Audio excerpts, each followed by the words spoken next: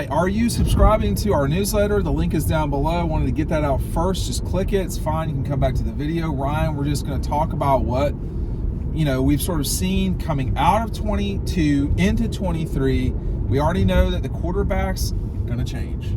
The line is about the same. The receivers, you've got the addition of Ra Thomas and Dominic Lovett. Sorry, Lovett. You've got the addition of Smoke Bowie. Golly, man. It's tough out there. Smoke Bowie's in the secondary. This is going to be a different team. Every team's different. Every team's different.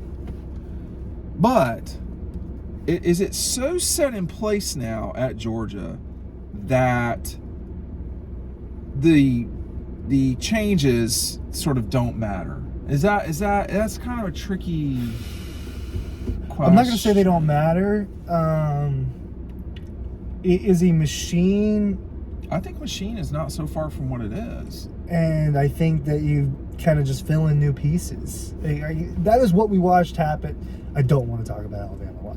That's what you watched happen in Alabama for a decade. Well, I think that's what you just saw happen at Georgia, really. It is what you saw. It's exactly what happened. They filled in a couple new spots. And think about it, man. Let's go back on a journey to 2020 all the way back to today. All right. So in 2020, you lost Jake Fromm. You essentially filled him in eventually with a guy that never lost at Georgia, JT Daniels, and a guy that won 2 national championships at Georgia, Stetson Bennett. Now, they didn't always play that great, but they played pretty well.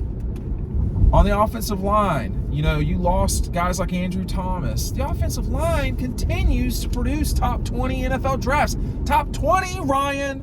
Top 20. That's crazy. Okay? The defense, we just saw this week. Nolan Smith has almost assuredly secured himself as a first-round guy. Now, I don't know what's going to happen, but Nolan Smith, him being in the top 10, I thought was nuts. Not after that Georgia Pro Day. He looked great.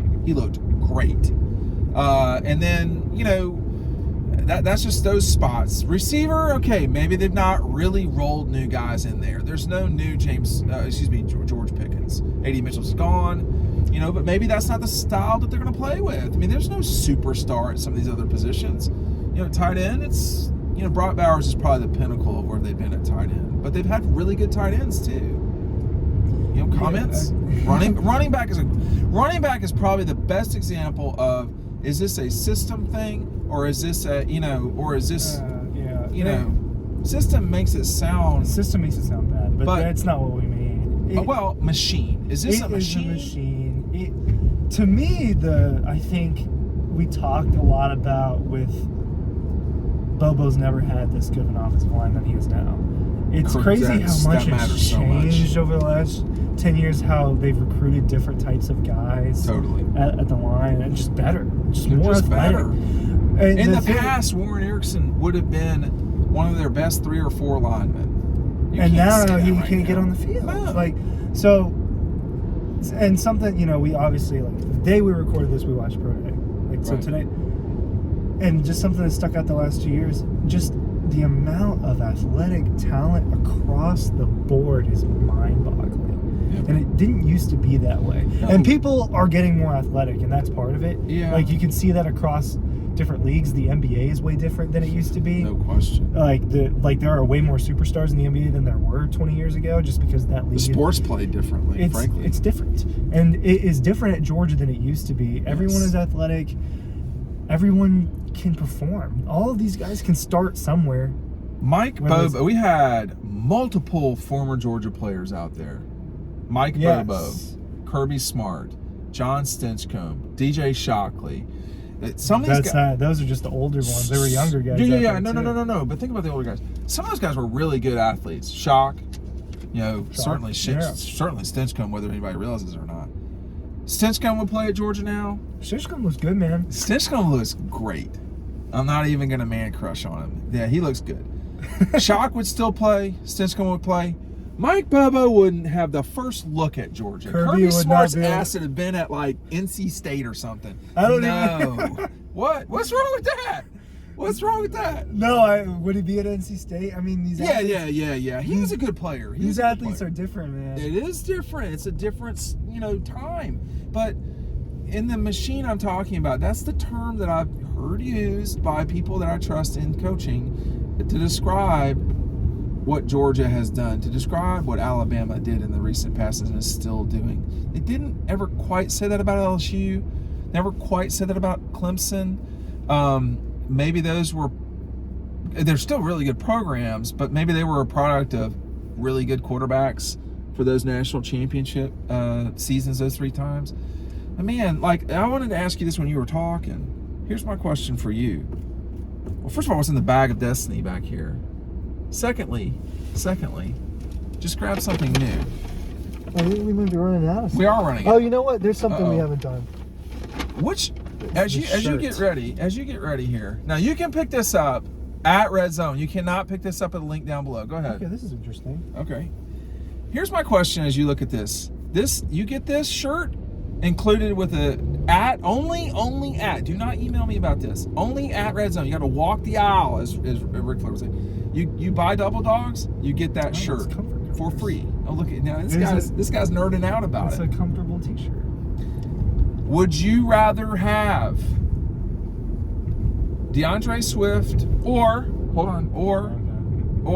James Cook and Zamir? I would rather have James Cook and Zamir.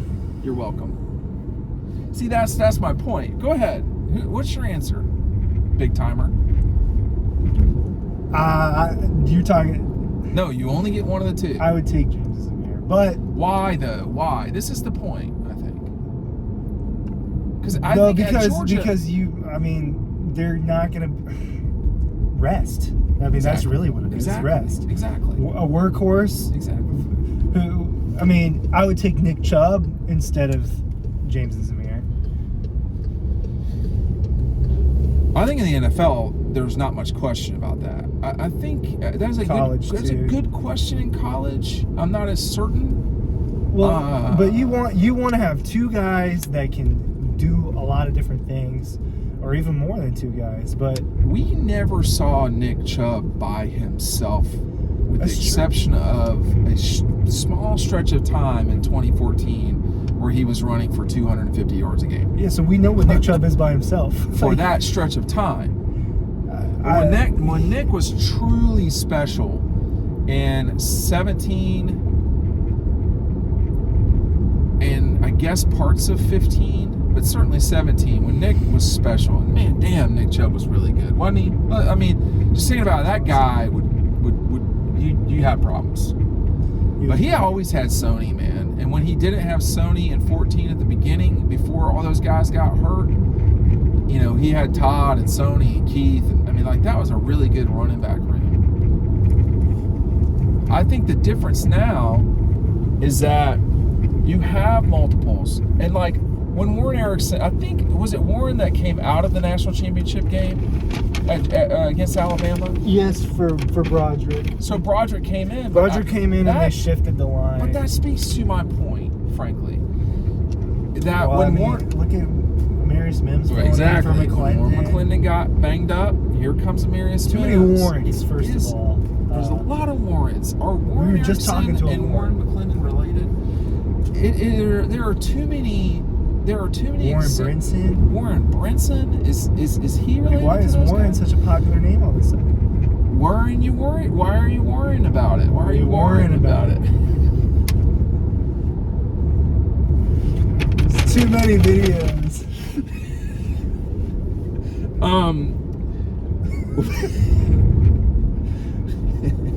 That was funny. There's too many guys. They roll him up, man. It wasn't funny. It was funny. What were you talking about? Look, last year, going into 21, 2 years ago, whatever. Going into 21, did you think Quay Walker? Did you think Quay Walker would be a first-round draft pick? No, I did not. Was he a first-round draft pick? Yes, he was. Did you think Devontae Wyatt would be a first-round draft pick? No, I did not. Was he in fact a first-round draft pick? Are you gonna let me go? Is that right? You got here first, Dude, but it's all right. Didn't let It's me cool. go right. I almost Thank got you. a wreck right here. Thank you. Oh, she's not going to even acknowledge. She doesn't like Warren jokes. She's really not going to like Wendy's jokes. But I don't think it's anything other than what we're talking about. I didn't think Lewis Seam was going to be a first rounder either. And they just roll these guys in, man. And like, what's happening is we're not seeing the work. No. It's all being done. We could. We certainly could. We see it all. We can see a lot of stuff. For 7 or 8 glorious minutes. No photos allowed. Well, you could see the work, and I think we will at some stage. But when they release their 45-second hype video. oh, that too. Yeah. Look, there's A.D. just Mitchell's a problem. Like, there's a lot of. You know what's a problem?